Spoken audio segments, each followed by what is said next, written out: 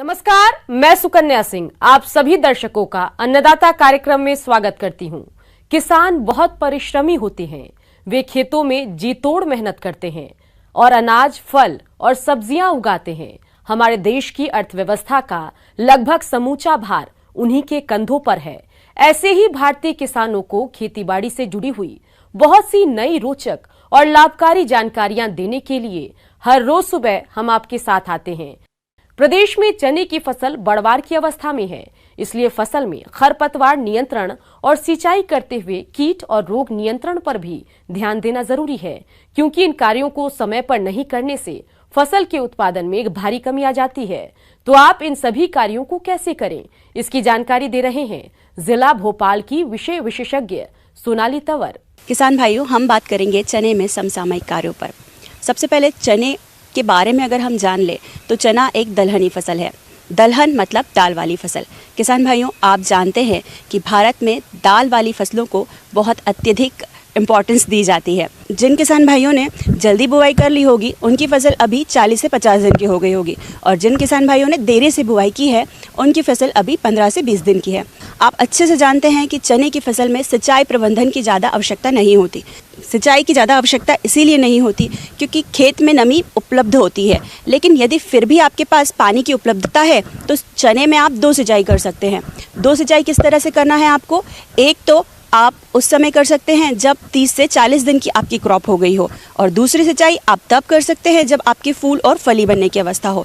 इस तरह से आप 2 बार सिंचाई कर सकते हैं। और यदि आपके पास एक ही पानी की उपलब्धता है तो आप सिर्फ उस पर 60 से 65 दिन की अवस्था पर सिंचाई करें। सिंचाई की आवश्यकता इसलिए भी होती है क्योंकि आप कहीं अपन देखते हैं कि जो खेत में दरारें पड़ जाती हैं, तो दरारों की वजह से आप देखते हैं कि प्लांट को बहुत अधिक नुकसान होता है, प्लांट सूख जाता है। तो ऐसी स्थिति में सिंचाई की उपलब्धता बहुत अति आवश्यक हो जाती है। किसान भाइयों, अभी आपने चने की फसल में सिंचाई के बारे में जानकारी हासिल की। अब आइए जानते हैं चने की फसल में आने वाले खरपतवारों के नियंत्रण के बारे में। तो समसामयिक जो विषय मेरा है वो ये है कि अभी 30 से 40 दिन की अगर मेरी फसल है तो उसको सबसे ज़्यादा नुकसान क्या होगा? उसको सबसे ज़्यादा नुकसान होगा खरपतवार से। खरपतवार क्या होता है?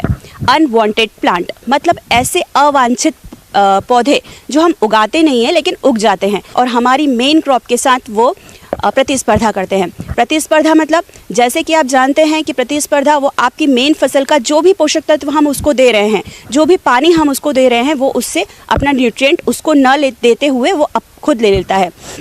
इसी तरह से आप अगर देखें तो 50 से 60% तक आपकी फसल को खरपतवार से नुकसान हो सकता है। और अगर आप अभी के स्टेज की बात करें तो आप निदाई गुड़ाई करिए, रेगुलर करते रहिए, साथ ही साथ आप यंत्रों का उपयोग करें। बहुत सारे ऐसे यंत्र आ गए हैं जिससे आप सावधानी पूर्वक, आपने अगर plant to plant distance and row to row में बुआई की है तो आप आसानी से उन यंत्रों का प्रयोग कर सकते हैं।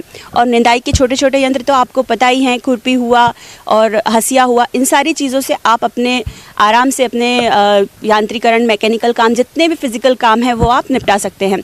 तो इस चीज़ का आप थोड़ा सा ध्यान रखिए। चने की फसल को फली छेदक द्वारा अधिक नुकसान पहुंचाया जाता है, इसलिए आप इनकी पहचान कर नियंत्रण कैसे करें, आइए जानते हैं। आप देखते हैं चने में रोग और कीट बहुत लगते हैं।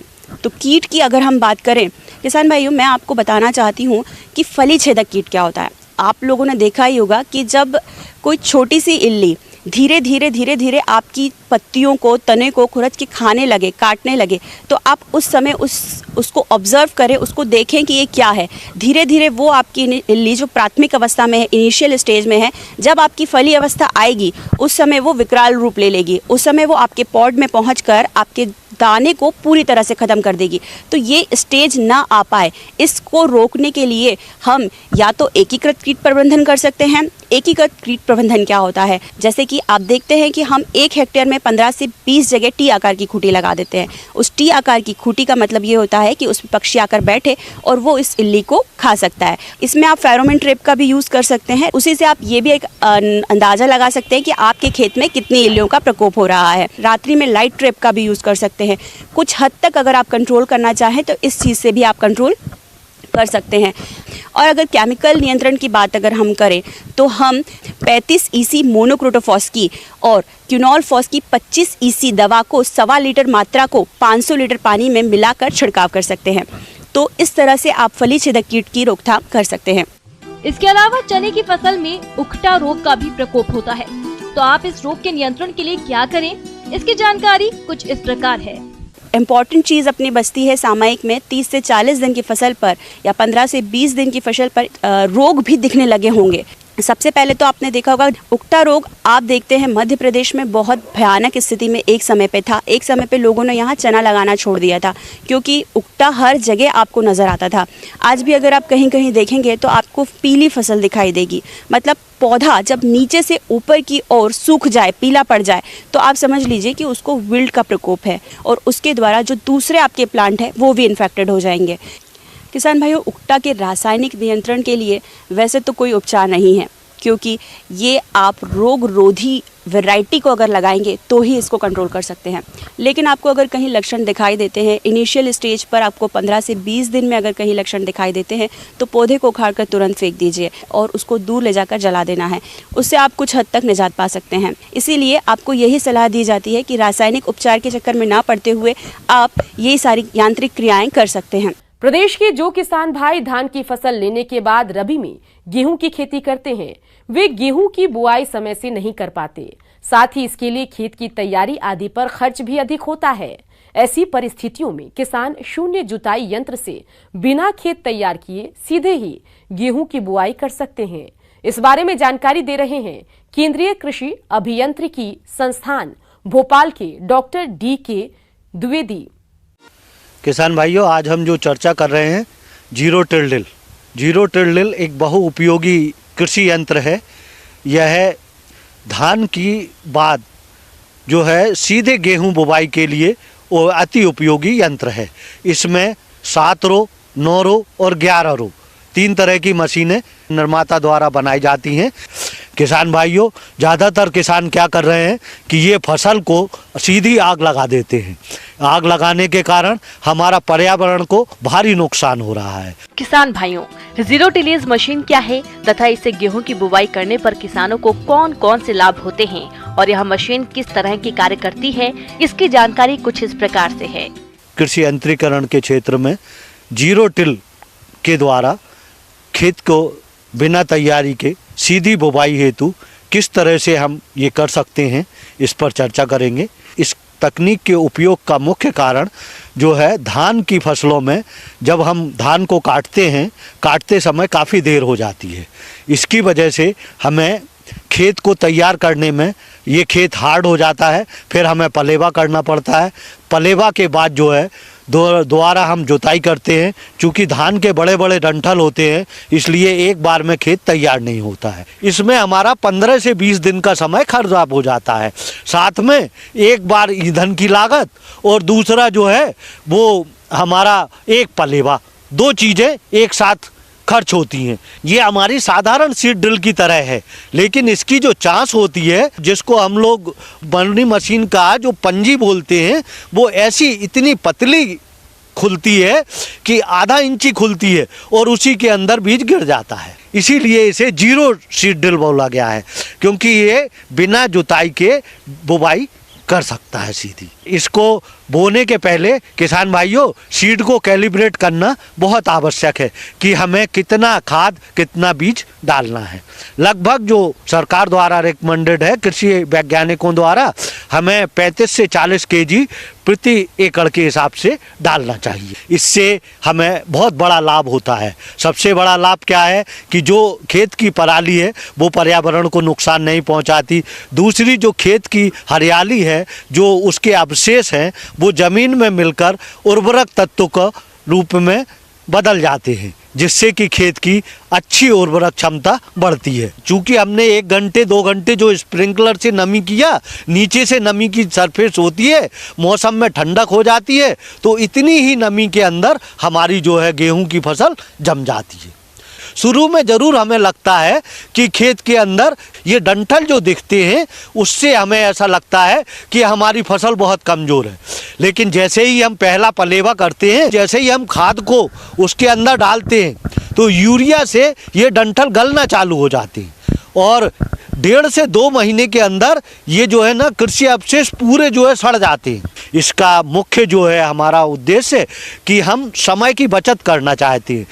इसमें लगभग 1 घंटे में हम लगभग 1 एकड़ अनुमानित बुवाई करते हैं और इसमें जो हमारा डीजल का खर्चा है वो 3.5 लीटर प्रति आवर्ष खर्चा आता है।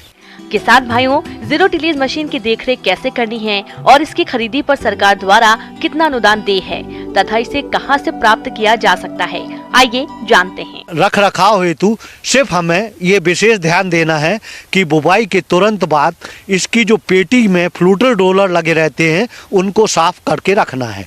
सीड ड्रिल में जो चेन है उसमें ऑयल डाल के रखना है। हमेशा ध्यान देना है कि इसके जो पाइप लगे रहते हैं सीड ड्रिल के पाइप वो सीधे रखने चाहिए।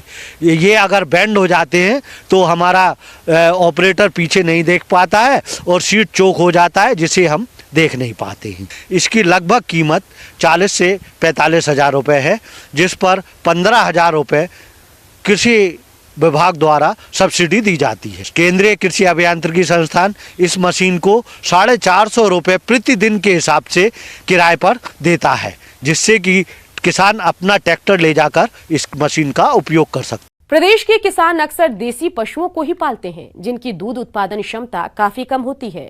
साथ ही इनमें प्रजनन संबंधी कई समस्याएं भी आती है। ऐसे में अगर किसान इन दुधारू पशुओं का कृत्रिम गर्भाधान करवाएं तो न केवल उन्नत नस्ल के पशु प्राप्त होंगे, साथ ही दूध उत्पादन क्षमता में भी बढ़ोतरी होगी। इस बारे में जानकारी दे रहे हैं पशु चिकित्सक डॉक्टर आनंद कुमार। पशुपालन भारतीय ग्रामीण अर्थव्यवस्था की आधारशिला है। इसमें मवेशी पालन एक मुख्य घटक है। दुग्ध उत्पादन बढ़ाने का सर्वोत्तम उपाय नस्ल सुधार है, जिसे पशुपालन की आधुनिक तकनीक अपनाकर किया जा सकता है। इसमें कृत्रिम गर्भाधान भी शामिल है। तो पहले मैं किसान भाइयों को बताऊंगा कि कृत्रिम गर्भाधान क्या है। कृत्रिम गर्भाधान एक ऐसी विधि है जिसमें कि हम नर पशु द्वारा वीर्य को कृत्रिम विधि द्वारा एकत्रित करते हैं, उसको संसाधित करते हैं और प्रोसेस करते हैं। संसाधित प्रोसेस करके फिर उसको हम कृत्रिम विधि द्वारा ही मादा पशु के प्रजनन नली में डिपॉजिट कर देते हैं। कृत्रिम गर्भाधान कराने से पहले किसान भाइयों को जानवरों में गर्मी के लक्षण को जानना अति आवश्यक। जैसे गाय है, यदि गाय गर्मी में आएगी तो वो दूध देना कम कर देती है, चारा दाना कम कर देती है, एक गाय दूसरे गाय के ऊपर चढ़ती है, और जो गर्म गाय होती है वह चुपचाप शांत होकर खड़ी रहती है। उसके जो है पेशाब के रास्ते कुछ सफ़ेद लसलसा स्राव आता है और उसके वेजाइना में सूजन आ जाता है। तो ये तमाम लक्षण हैं जिसको किसान भाइयों को जानना चाहिए। अब मैं किसान भाइयों को बताऊंगा कि कृत्रिम गर्भाधान के क्या लाभ होते हैं। किसान भाई जो छोटे तबके के किसान भाई हैं, जो 1 या 2 पशुओं को पालते हैं, उनको सांड पालने की आवश्यकता नहीं होती है। दूसरी बात यह है कि किसान भाइयों को रिकॉर्ड रखने में आसानी रखती है, क्योंकि जिस दिन वो कृत्रिम गर्भाधान कराएं और उस दिन को वो नोट कर लेते हैं तो उनको जो बच्चा देने का दिन का आसानी से पता लगाया जा सकता है। इस विधि में मादा को नर से सीधे नहीं मिलाया जाता है, बल्कि कृत्रिम विधि से गाय को गाभिन करा दिया जाता है। क्योंकि गर्भाधान के लिए 1 या 2 शुक्राणु ही काफी होते हैं, लिहाजा कृत्रिम विधि से निकाले गए वीर्य को पतला कर जरूरत के मुताबिक सैकड़ों मादाओं को गाभिन किया जा सकता है। यही नहीं, अत्यधिक दूध बढ़ाने की क्षमता रखने वाले सांडों के वीर्य से दुनिया के किसी भी हिस्से में मादाओं को गाभिन करके उनकी संततियों में दूध की मात्रा बढ़ाई जा सकती है। तरल नाइट्रोजन की मदद से वीर्य को -196 डिग्री सेंटीग्रेड तक ठंडा किया जा सकता है। इसे कई सालों तक संभाल कर रखा जा सकता है। इसके अलावा कृत्रिम गर्भाधान से और भी फायदे हैं। जैसे कुछ बीमारियां ऐसी होती हैं जो मादा से नर में और नर से मादा में फैलती है। कृत्रिम गर्भाधान विधि अपनाते हैं तो इन बीमारियों से बचा जा सकता है। इसके अलावा कृत्रिम गर्भाधान से हम कुछ ऐसे भी सांड होते हैं जो अच्छे नस्ल के हैं लेकिन वो बूढ़े हो गए हैं या वो जानवरों पे नहीं चढ़ सकते हैं, उनका पैर टूटा है, तो हम उसके भी वीर्य को निकाल के हम मादा पशु में डाल सकते हैं। और कृत्रिम गर्भाधान कराने का एक सही समय होता है। यदि जानवर गर्म होती है और सुबह में गर्मी में आती है तो शाम को कराएं, और शाम को गर्मी में आती है तो अगले दिन सुबह ही कृत्रिम गर्भाधान कराएं। और कुछ जानवर ऐसे होते हैं जो कभी कभी 36 घंटे 40 घंटे तक गर्म रहते हैं, तो उनको 12 घंटे के अंतराल पे कम से कम 2 बार जो है कृत्रिम गर्भाधान कराएं। और कृत्रिम गर्भाधान कराने के बाद किसान भाइयों को ध्यान देना चाहिए कि जानवरों को शांत वातावरण में रखें, कुछ देर तक उसको चलने फिरने न दें, उसको जो है अच्छा भोजन दें, थोड़ा एपेटाइजर टाइप का भोजन दें जो आसानी से सुपाच्य हो, और कम से कम आधे घंटे तक उसको छायादार जगह पर रखें। वीर्य सेचन के बाद जल्दी ही गर्भ परीक्षण आर्थिक दृष्टि से महत्वपूर्ण है। गाय व भैंस की परीक्षा कुछ लक्षणों को देखकर ही की जाती है। परंपरागत विधियों में मादा को देखकर गर्भ का अनुमान लगाना, पेट थपथपाना, प्रजनन अभिलेख, वीर्य सेचन के बाद मद में न आना आदि शामिल है। पशुपालक को इस बात का खास ख्याल रखना चाहिए कि पशु को समय से गर्भ धारण कराएं। तो किसान भाई यदि इन सब सारे बातों को ध्यान में रखते हैं तो पशुओं में गर्भित होने का दर बढ़ा सकते हैं और अधिक से अधिक लाभ कमा सकते हैं। अन्नदाता हेल्पलाइन निशुल्क फोन संपर्क सेवा के माध्यम से आपके द्वारा पूछे गए प्रश्नों में से 1 या 2 महत्वपूर्ण प्रश्नों को हम अपने कार्यक्रम में शामिल करते हैं। इसी के तहत आज का चयनित प्रश्न और उसका जवाब इस प्रकार है।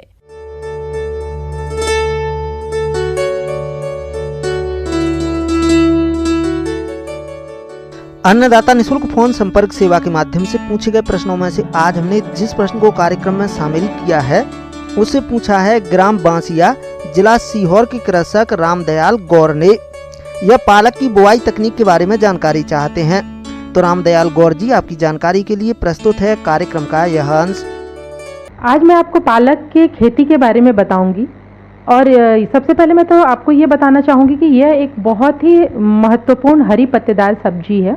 तो इसकी खेती आप कैसे करके बहुत अच्छा पैदावार प्राप्त कर सके और अपनी आमदनी को बढ़ा सके। कुछ उन्नत किस्में हैं जिसको लगाकर आप अच्छी पैदावार प्राप्त कर सकते हैं, जैसे कि ऑल ग्रीन, पूसा पालक, पूसा हरित, पूसा ज्योति, हिसार सिलेक्शन 23, इन सब से आप अच्छी पैदावार प्राप्त कर सकते हैं।